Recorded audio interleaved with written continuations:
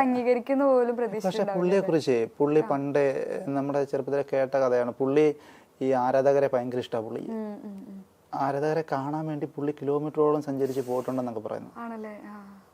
അങ്ങനെയൊക്കെയുള്ള ഒരു മനുഷ്യനാണ്. അന്നേരം വേറെ ആരായപ്പോലും എനിക്ക് തോന്നുന്നില്ല ഇങ്ങനെ ചേർത്ത് പിടിക്കുമെന്ന്. പുള്ളി ആയതുകൊണ്ടാണ്, വലിയ മനസ്സാണ്. അതെ, തീർച്ചയായിട്ടും. അതെ. അപ്പൊ അദ്ദേഹത്തിന് എങ്ങനെ എത്തി ഈ ഒരു വീഡിയോ ക്ലിപ്പ്? അവിടെ ഒരു അമ്മണി എന്ന് പറഞ്ഞൊരു അമ്മയുടെ കാര്യം പറഞ്ഞില്ലേ, ആ അമ്മ വീടൊക്കെ നഷ്ടപ്പെട്ട് ആത്മഹത്യയുടെ ഒരു വക്കിൽ നിന്നൊരു സമയമാണ്. അന്നേരം ഞാനായിരുന്നു നമ്മളതിനെ രക്ഷപ്പെടുത്തിയത്. അന്നേരം എൻ്റെ 50 രൂപ എന്നുള്ളായിരുന്നു.